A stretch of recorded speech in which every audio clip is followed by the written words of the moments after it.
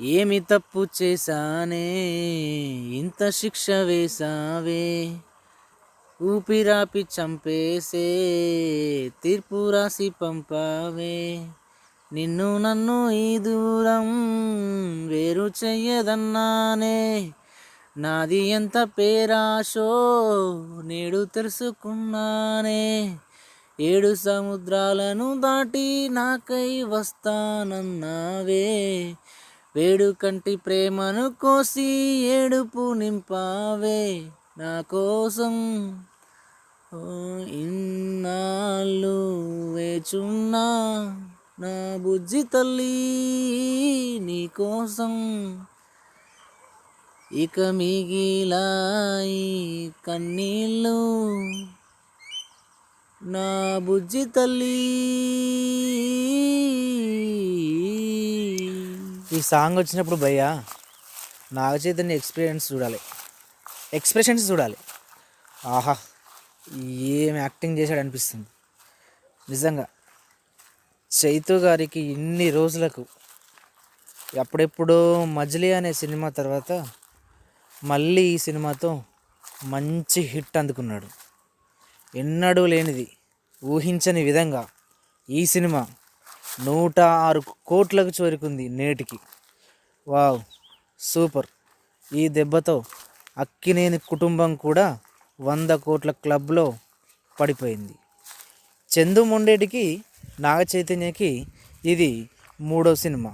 వీళ్ళు ఇంతకుముందుకు ఈ కాంబినేషన్లో ఒకటి సవ్యసాచి అనే మూవీ తీశారు. దాని తర్వాత మలయాళం మూవీ ప్రేమంని రీమేక్ చేశారు.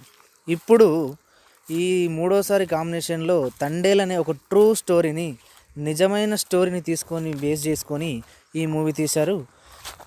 సో మూవీ విషయానికి వస్తే పర్లేదు. కొన్ని అక్కడక్కడ సీన్లు ఎందుకో కొంచెం నచ్చలేదు, కానీ మూవీ మాత్రం బాగుంది. కాకపోతే ఏంటంటే సముద్ర ఓడల ప్రాంతాల్లో ఉన్న మనుషులు నిజంగా వాళ్ళ జీవనాధారం గురించి ఆలోచిస్తే అసలు బాధ అనిపించింది భయ్య. ఎందుకంటే సంవత్సరంలో 9 నెలలు చేపల కోసం వేటకు వెళ్తారు. ఆ 9 నెలలు అక్కడనే ఉండాలి ఫ్యామిలీని విడిచిపెట్టేసి. 3 నెలలు వచ్చి మళ్ళీ ఇక్కడ ఫ్యామిలీతో గడిపేస్తారు. వాళ్ళ లైఫ్కి హ్యాట్సప్ భయ్య. నిజంగా కొన్ని జీవితాలు కొన్ని ప్రాంతాలను బట్టి కూడా ఆధారపడి ఉంటాయేమో, ఈ సినిమాని చూస్తేనే అర్థమైంది. కానీ సినిమా చూస్తున్నంతసేపు చాలా బాధ అనిపించింది ఆ విషయం ఆలోచిస్తే. తర్వాత విషయం ఏంటంటే, వీళ్ళు ఎదురుగా వస్తున్న బోట్ను కాపాడబోయి అది పాకిస్తాన్ అని తెలియక కాపాడిన తర్వాత జైల్లో పడడం అనేది చాలా బాధాకరం. వీళ్ళు చేయని తప్పుకి శిక్ష అనుభవించారు, అది ఇంకా బాధాకరం. వాళ్ళు బయటకు వచ్చే టైంలో వాళ్ళ టీంలో ఒక వ్యక్తికి కేవలం ఆధార్ కార్డు లేకపోతే ఎంత పరిస్థితి ఎదురవుతుందని మనకు సినిమాలో చూపించారు. సినిమాలో ఆధార్ కార్డు లేకపోతే ఐడెంటిటీ అనేది ఉండకపోయేసరికి అతని పేరు రాలేదు కాబట్టి ఇక్కడనే ఉండాలని జైలర్ వాళ్ళు చెప్తారు. దానికి మన తండేల్ రాజు, వీడు వస్తే కానీ నేను ఇక్కడ నుంచి కదలను, వీడు వచ్చిన తర్వాతనే నేను వెళ్తానంటారు. అడవానికి తన హీరోయిన్కి పెళ్ళి ఉందిరా రేపు అని చెప్పినా కూడా విడినాడు. దీంతో అధికారులు ఎలాగోలా ఒక ఐడెంటిటీని తయారు చేసి అప్పటికప్పుడు క్రియేట్ చేస్తారు. ఆ క్రియేట్ చేసిన తర్వాత లాస్ట్ మూమెంట్లో టైం అయిపోతుంది, 12 బజే. ఆ 12 బజే వచ్చిందని వాళ్ళు మాట్లాడుకుంటుండగా మళ్ళీ బాధపడతారు. ఆ టైంలో జైల్లో ఉన్న అధికారి ఏం కాదులే, ఒక 5 నిమిషాలు ముందు రాద్దామని రాసేస్తారు. ఇలా మూవీ సమాప్తం అవుతుంది. అక్కడ హీరోయిన్కి పెళ్ళి ఫిక్స్ అయ్యి పెళ్లి రోజు వస్తుంది.